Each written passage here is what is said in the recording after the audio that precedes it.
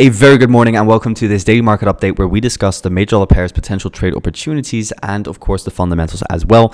My name is Fabio and thank you for taking the time to tune in. Now, without further ado, let's just dive straight into EURUSD. So euro dollar itself has been pushing in towards downside this week. Every single day we've seen a bearish daily candle close after sweeping liquidity above this buy side liquidity over here.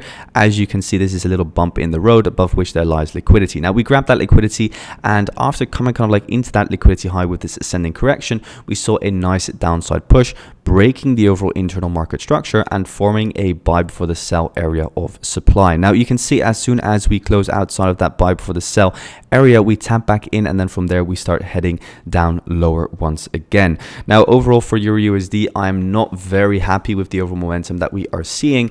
I would have wanted to see more bearish momentum if we were really going to head down lower, but there is one thing that we need to keep an eye on, and that is on Friday that we have the core PCE price index. This is a change in the price of goods and services purchased by consumers, excluding food and energy. So this pretty much just comes down to inflation. So keep an eye on this Friday, 1:30 p.m. Central Eastern Time. This is definitely going to start moving the markets. But overall, what I still have my eyes on for EURUSD is the fact that we have an internal liquidity low over here underneath these two lows. So for now, what I'm keeping an eye on is potential rebound on EURUSD up higher after grabbing that liquidity. As you guys know, as I mentioned yesterday, this here is your overall area of demand for now, and as long as that low over here is respected, I am still interested in further buys from EURUSD. Overall, the ascending or descending correction that we're seeing here is really showcasing that there's not a lot of bearish momentum, and the overall consolidative nature of EURUSD as well as of March 2025, so the beginning of this month,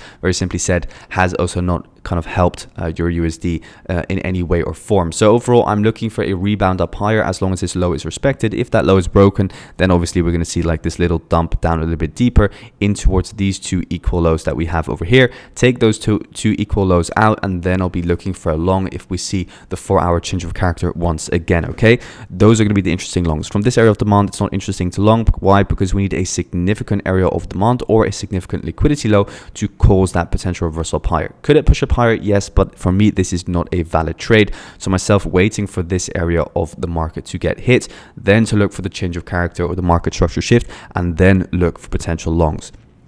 If we do indeed push down lower and we don't get that 4-hour change of character whatsoever, then I'll just follow the market down lower and lower towards, let's say, for example, the 0.5 Fibonacci retracement level. Because overall, if we look at the immediate market structure that we have here on EURUSD, it's very, very simple. We get the push down, we get the pullback, push down, we get the pullback, push down, and then we get the break of structure up. So it's logic that we're getting like this retracement in towards the downside. However, the thing is that we need to understand again is that the market is imperfect. So the market is not necessarily going to retrace in towards this key level of support and resistance. It's not necessarily going to retrace in towards this demand zone. No, what it could just do is just grab liquidity and then reversing towards the highs. How do we understand that that could potentially happen, or when that's going to happen? Then we keep an eye on the fractal structure. That's why I love fractal structure and why I like liquidity, because if we grab the liquidity and then see the market structure shift, then for me this would be confirmation to go long and not to wait for those lower prices over here. But if then again, if the 4-hour structure remains bearish, then we'll just continue looking for that further downside. But this is it for EURUSD for now. So no trading zone as of now, and waiting for the ideal setup to get hit. If we were to break, for example, this high again, then we would have a double fractal break, because we have the first break over here, the internal one, and then the second break over here. And then I would also be interested in getting involved with longs again, because the double fractal break for me would be the bullish confirmation that I need. So going into the dollar index next, we can see that the dollar index is still rejecting the highs overall. Again, a lot of people are keeping their eyes open. We now have this demand zone fighting with this area of supply over here. This supply zone is a strong supply zone. Why? Because it was created on liquidation of this previous high. Overall, we're waiting, guys. We need to see, again, as I mentioned in yesterday's video, this low go, so this area of demand break. Then I'm going to be full on in those dollar shorts. If we break this area of supply, then this supply zone over here is probably and most likely going to be next. So for now, a lot of uncertainty on the dollar. It's fighting in between supply and demand. Keep an eye on the daily and on the 4-hour time frame, but mainly on the 4-hour time frame. Yes, we indeed grab liquidity underneath this low, so a pullback is still possible, but overall on the lower time frame we're consolidating, so I don't focus too much on the overall market structure. For me, this is just consolidation, and we're now at the high of the overall range, so it makes sense to push down lower. But then again, the ultimate confirmation will come as soon as we break this demand. If that demand breaks, then I'll get in on the retest and short the dollar further, but until then, for now, supply is fighting with demand. If we break this supply, then I'll be looking for some more longs on the dollar, and then that could mean that EURUSD is ready to push down a little bit lower.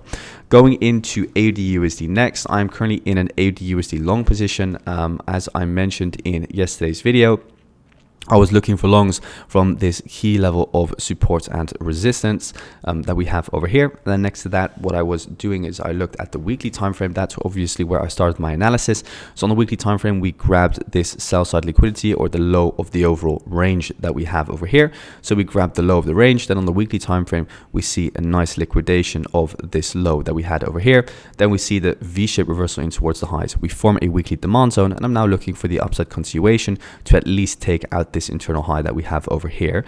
I then went into the daily time frame, and on the daily time frame we can identify as well that we had a nice break of structure over here. This here is my low, this here is my high. We made a nice retracement all the way back down into discount pricing, and now the internal trend for me is bullish, so I'm just looking for the upside continuation. We retraced beautifully into this key level of support, and then I went into the 4-hour time frame, and on the 4-hour time frame I waited carefully for my shot. So here on the 4-hour time frame we liquidate this low over here. This low is low, so all of these lows get liquidated, and then what do we see? We see the 4-hour change of character. We retest the overall demand zone, and I'm now looking for the upside continuation in towards the highs. So that's my position on AUDUSD. No real further explanation required.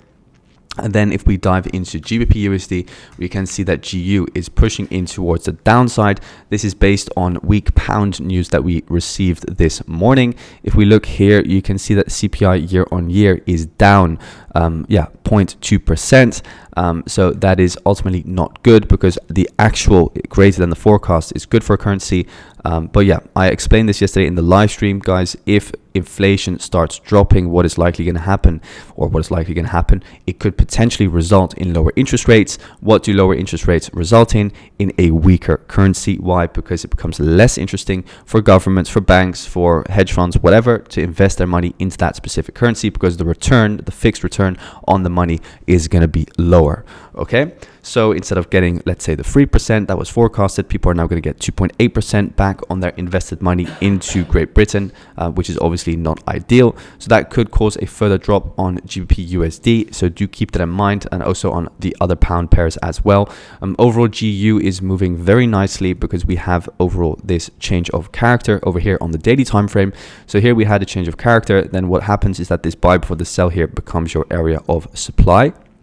We retrace exactly into where? Into the 0.5 fib. Let me show you guys if my fib tool decides to play along. Yes, it does.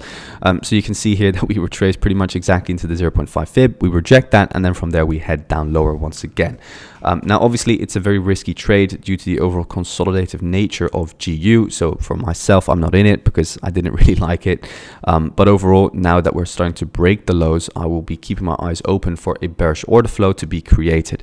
If that is the case, and we start breaking the lows over here, and we see like a nice strong candle close, then for me, this will be a strong area of supply from where I'll be interested for further downside on GBPUSD.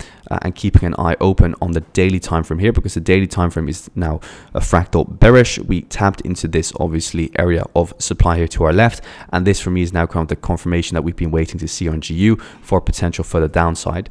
So yeah, keeping my eyes open for that. Very simply said, break of structure down, break of structure up, swing low, swing high. And what would you be looking for? You would be looking for a potential retracement back down into, for example, like this area of demand over here, or this area of demand over here, before then looking for further upside once again. So some further downside on GBPUSD is potentially to be expected. And now going into NZDUSD, you can see that NU, I'm in the same position as on AU. For myself, NU is also bullish. Looking here at the weekly time frame, very simple, and I've mentioned this in pretty much every single market outlook that I do. Key level of support here on the higher time frame. Weekly is fractal bullish. Very simply said, I'm going to delete these zones for you to make it nice and clean. So overall, what I want to show you guys is that we had a liquidation of this low over here. Then we had a fractal break here on the weekly time frame, and then we had another fractal break here on the weekly time frame. So for myself, this is now pretty much the sell for the buy, which is demand, and I'm looking for upside continuation inside of that demand zone as long as the fractal low, which is the low of the bullish candle over here, as long as that holds, because this is now the weekly fractal structure over here, and we pretty much retraced into the 0.5 fib, as you can see over here as well. So I'm just looking for the overall upside continuation here on NZDUSD based on the weekly time frame. Then if I go into the daily time frame as well, you can see that we're currently situated inside daily demand and looking for that upside continuation. I then went into the 4-hour time frame, and on the 4-hour I saw a nice descending squeezing formation, yeah, we saw the 4-hour fractal structure shift here with the low break here, the high break, and I'm now again seeing another high break, which now means that this is pretty much your demand zone, and I'm now just looking for upside continuation. I put a nice and wide stop loss for if it just keeps on consolidating, but yeah, eventually I am expecting those higher prices from NZDUSD. So interested in further longs. Going into UJ. For UJ, I'm also interested in further upside. Again, yesterday we did in fact see a push up higher from this area of demand.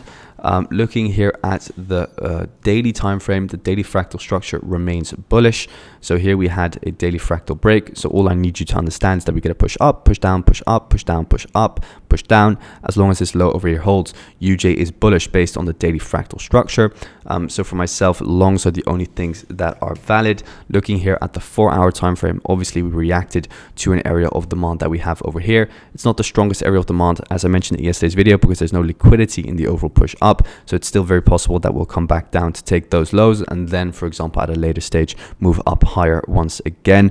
So for now, UJ is pretty much in a no trading zone until we kind of take out the liquidity, and then I'll be interested in the 4-hour fractal structure shift again to then potentially look for longs.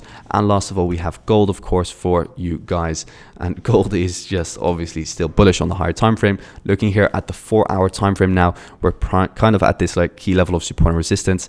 It's ugly at the moment. I had to say this is the fractal structure, this high in towards this low. This is currently your supply zone that is in control. Let me draw in the zone over here. So this is now your supply zone that is in control. So it makes sense to look for further downside, but you need the lower time frame confirmation. So now obviously with the market open being in London, you could keep an eye open for some potential further downside in my opinion. But overall, yeah, do keep in mind it is consolidative. So overall it's ranging in between the low and the high. And if you were to, let's say, draw in the range trading tool and adjust this fib retracement tool, you'll see that the 75 and the 25% mark are acting as support and resistance. So potential for the downside would be expected from this level for gold once again. So that's it for today, guys. Thank you so much for tuning in. Wish you all a fantastic trading day, and we'll speak soon.